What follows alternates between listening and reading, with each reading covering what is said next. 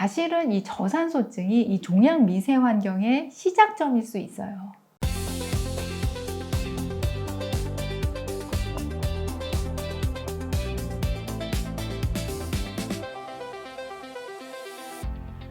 안녕하세요. 암 전문의 김자영 원장입니다. 오늘은요, 종양 미세환경 프로젝트 세 번째 시간이고요. 우리 암 치료를 방해하는 1등 공신에 해당하는 저산소증에 관련된 내용입니다. 이 종양 미세환경에 대해서 오늘 이야기하려면요, 먼저 여러분들한테 제가 보여드릴 사진 한 장 있어요. 자, 지금 이 사진은 여러분들이 보통 암 진단 받고 나면은 촬영하게 되는 펫 사진의 일부거든요. 이 사진을 보면은 이 척추뼈가 있고, 그 다음에 척추뼈의 한쪽에 샛노랗게 보이는 부위가 있죠. 우리는 보통 이렇게 색이 진하게 보이는 이 부위를 가리켜서 전이암이 있다, 암이 있다 이렇게 이제 판독을 하게 됩니다. 그런데 우리가 이렇게 펫을 보고 암이 있는 부위를 색깔로 알 수 있는 이유가 뭐냐면 우리 몸의 세포의 포도당 섭취율을 보는 거예요. 그래서 포도당 섭취가 특별히 많은 부위에는 방사선 동위원소가 더 많이 집적이 되면서 발광이 되면서 이렇게 우리가 더 진한 색깔을 볼 수 있게 되는 거거든요. 그러니까 이 사진을 보면은 이 척추뼈의 이 부위의 암세포들이 포도당 섭취를 굉장히 많이 하고 있다는 의미죠. 그럼 암세포는 다른 세포들보다 왜 포도당을 이렇게 많이 가져다가 쓸 수 있을까? 이거에 대한 해답이 저산소증에 있거든요. 자, 그래서 오늘 노벨 의학상으로도 밝혀진 암세포 성장의 비밀인 저산소증에 대해서 이야기하고요. 이거 우리 어떻게 극복할 수 있는 방안이 있는지 이게 중요한 거잖아요. 그래서 그 전략까지 이야기하는 시간 가져보겠습니다. 5가지 키워드를 가지고 여러분들에게 말씀드리려고 해요. 그래서 처음 2가지는 저산소증이 무엇인지에 관련된 키워드고, 나머지 3가지는 이거 극복할 수 있는 방안에 관련된 키워드. 자, 이렇게 해서 5가지 준비를 해볼게요. 자, 첫 번째 키워드는요, 저산소증. 저산소증은 암의 결과이다. 암의 의도가 아니다. 자, 무슨 말이냐면요. 자, 암이 저산소증을 좋아한다. 그래서 주변에 저산소증을 만든다. 자, 이렇게 생각하기도 하는데, 자, 암이 의도적으로 저산소증을 만드는 게 아니라요. 암의 결과로서 암이 성장하는 과정에서 저산소증이 생기는 거예요. 자, 그거는 왜 그러냐면 암세포는 세포 분열 속도가 빠르단 말이에요. 그래서 제대로 된 영양분이라든지 산소를 공급받을 수 있는 혈관, 그러니까 도로망을 깔지 못하고 성장만 하게 된 거예요. 자, 원래 우리 온몸의 세포들은요, 영양분하고 산소를 받을 수 있는 모세혈관이 다 가까이 있어요. 그런데 암세포는 너무 빨리 성장하다 보니 이런 혈관을 제대로 갖추지 못하고, 그러니까 도로망을 깔지 못하고 집만 일단은 막 지어놓은 상태인 거예요. 자, 그래서 어떤 상태가 되냐면 가운데로 갈수록 저산소증이 심하고, 암의 바깥쪽은 그래도 정상세포랑 맞대고 있는 부위잖아요. 이곳으로 갈수록 저산소증이 조금 덜해요. 자, 그래서 우리 몸의 정상세포들은 적어도 5에서 6mm 머큐리의 산소 분압을 유지해요. 많을 때는 20에서 40 이렇게 세포 자체가 이제 산소 분압을 올리기도 하거든요. 자, 그런데 암 덩이를 봤을 때 저산소증이 심한 곳은 0.1mm 머큐리 미만으로 산소 분압이 낮아진다고 해요. 그러니까 저산소증을 의도한 게 아니라 암의 성장의 결과 저산소증이 만들어지는 거다. 결과라는 게 이제 중요한 의미가 뭐가 있냐면, 원래는 저산소증이 되면은 세포는 사멸해야 돼요. 그런데 암세포가 사멸을 안 하잖아요. 암세포가 이렇게 사멸하지 않고 살아있을 수 있는 이유, 2번째 키워드, HIF1α. 자, 이 뭐의 약자냐면은 하이폭시아 인듀스드 팩터 1알파거든요. 하이폭시아는 저산소, 인듀스 유도하다, 팩터 인자. 그러니까 저산소증이 유도하는 인자, 단백질 1알파. 자, 그러니까 저산소증이 되면은 유도되는 단백질, 인자가 있다는 거예요. 자, 이런 인자가 있다는 거를 1992년도에 처음 밝혀내게 됐어요. 이것이 바로 암세포를 성장시키는 데 있어서 키맨이다. 자, 그러니까 저산소증이 되면서 저산소증이 유도한 이 HIF1알파가 많이 생성이 되면서 이것이 열쇠가 되어서 암세포를 성장시키는 800개 이상의 유전자를 키고, 이걸로 인해서 만들어지는 단백질이 70여 가지가 된다는 것까지 밝혀졌어요. 자, 그런데 이 HIF1알파라는 거, 이거는요, 사실 암세포에서만 발생되는 게 아니라 이거는 저산소증이 되면은 만들어지는 단백질이라고 이름이 되어 있잖아요. 그래서 사실은 우리 몸이 살기 위해서 만들어낸 단백질이에요. 여러분 아마 골든타임이라는 거 들어보셨을 거예요. 심근경색이 왔거나 아니면 뇌경색이 왔을 때 골든타임 내에 항혈전 치료를 받는 경우는 장애가 없이 살아나시거든요.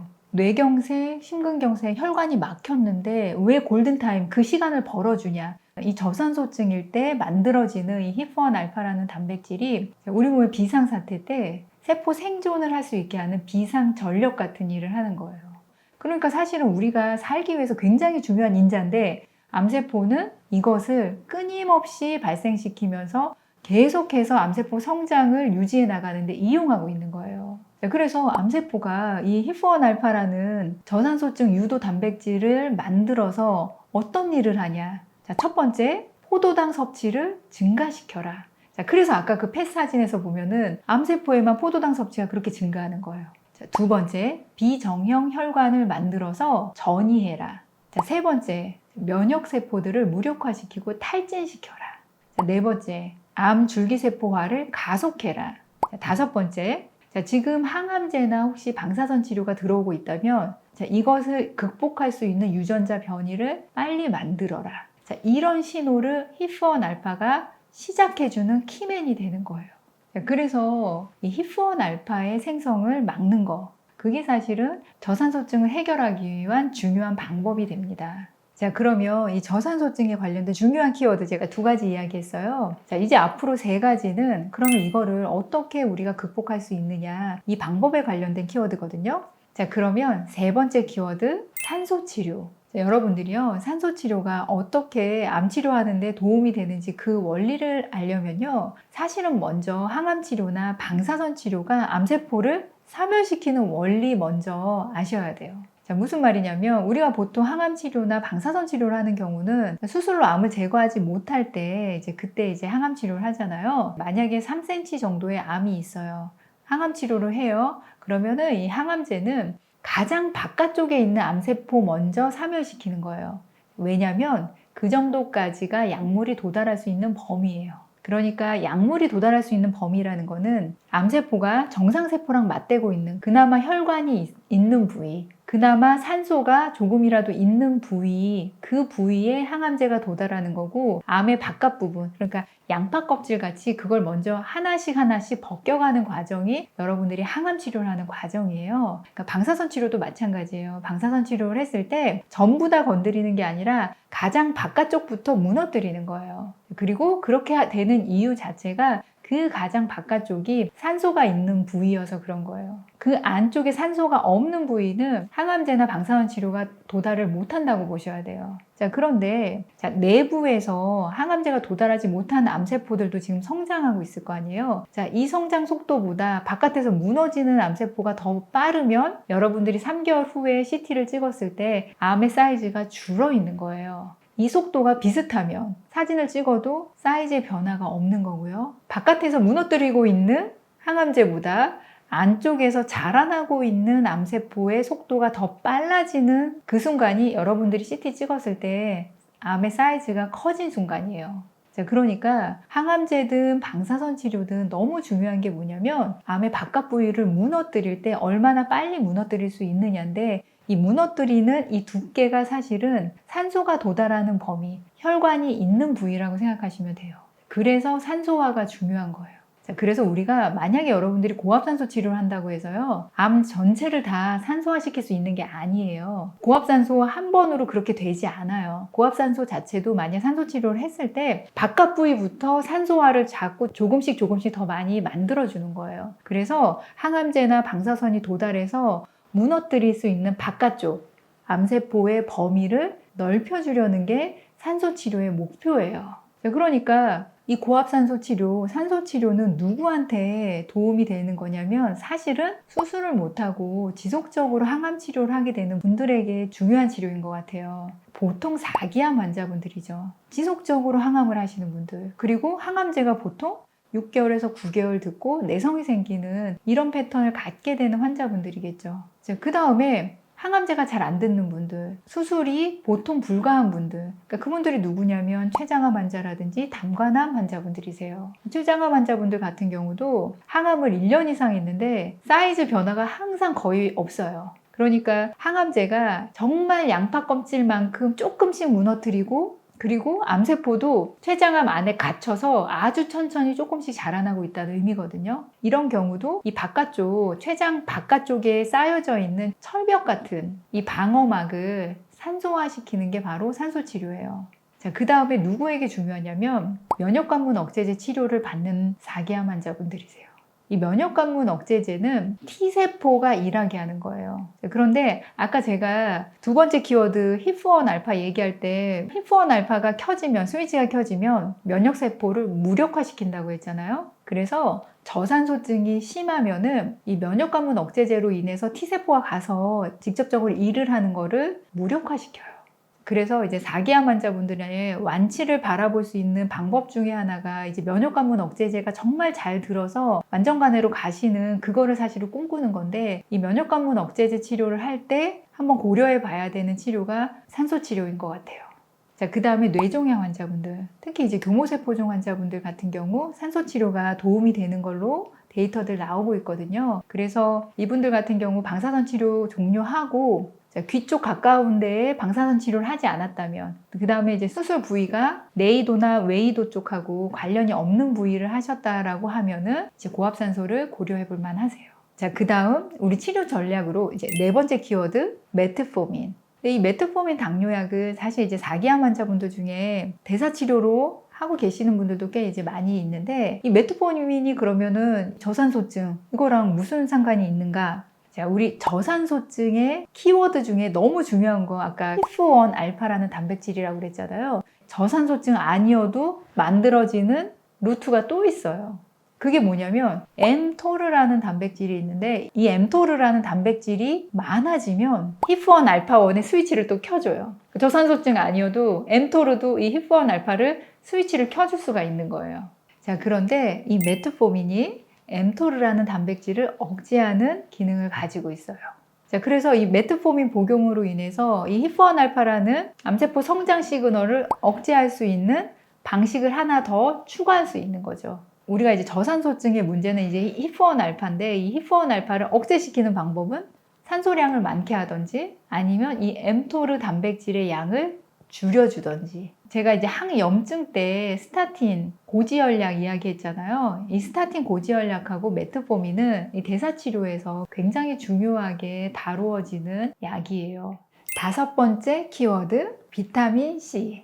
저산소증을 해결하는데 비타민 C? 이게 도대체 또 무슨 관련이 있는가? 자, 이 HIF-1 알파가 모든 문제의 핵심, 키맨이라고 그랬죠. 자, 이 HIF-1 알파는 산소가 많을 때는 활성화가 안 되는 이유가요, HIF-1 알파 옆에 프롤릴 하이드록실레이즈라는 효소가 작동하고 있어서거든요. 자, 그런데 이 프롤릴 하이드록실레이즈가 일을 할 때 필요한 코어 팩터가 비타민 C예요. 동물 실험이나 세포 실험에서 봤더니 비타민 C 농도가 낮으면 산소량이 충분히 있어도 이 HIF-1 알파가 작동될 수가 있는 거예요. 왜냐? 프롤릴 하이드록실레이즈가 옆에서 붙어 있지 못하니까. 자, 그런데 우리가 인체에서 산소가 충분히 있을 때 이 HIF-1 알파가 작동되지 않도록 하기 위한 비타민 C의 용량이 얼마인지는 사실 몰라요. 자, 하지만 동물 실험이나 세포 실험을 봤을 때, 또는 이것이 작동되는 원리를 봤을 때는 비타민 C 농도가 충분히 있을 때 이 HIF-1 알파가 작동되지 못하게 하는데 도움이 될 것이다라는 거죠. 자, 그래서 이 비타민 C도 중요한 치료 인자가 된다. 자, 그리고 제가 이전에 고용량 비타민 C가 고압산소랑 사실 시너지가 되는 치료 중에 하나라고 이제 말씀드린 적이 있거든요. 자, 비타민 C 치료 자체도 산소량이 많을 때 치료 효과가 올라간다. 자, 이렇게 비타민 C 내용은 정리하면 될 것 같습니다. 자, 그래서 우리 저산소증을 막기 위해서, 그러니까 HIF-1 알파 스위치 꺼지게 하기 위해서 중요한 거, 산소치료, 메트포민, 비타민 C. 자, 이 세 가지 있다는 거, 치료 전략까지도 오늘 이야기 드렸습니다. 사실은 지금 제가 종양 미세 환경 프로젝트 7가지 진행하고 있는 거잖아요. 그 중에서 오늘 3번째 시간 저산소증을 했는데, 사실은 이 저산소증이 이 종양 미세 환경의 시작점일 수 있어요. 이 저산소증으로 인해서 이 히프1 알파라는 단백질이 만들어지면서 이 키맨이 나머지 다른 것들을 다 일으키고 있는 것일 수도 있을 만큼 이 저산소증은 암세포 성장에 너무 중요한 인자예요. 자, 우리 환자분들이요, 이 저산소증 환경 잘 관리해서 지금 하고 있는 여러분들 항암 방사선 어떤 치료든지 그 치료 효과를 극대화시킬 수 있었으면 좋겠습니다. 저는 다음 시간에는 종양 미세 환경 프로젝트 4번째 시간으로요, 산성화 환경에 대해서 이야기 가지고 오겠습니다. 자, 우리 모두 화이팅입니다. 화이팅!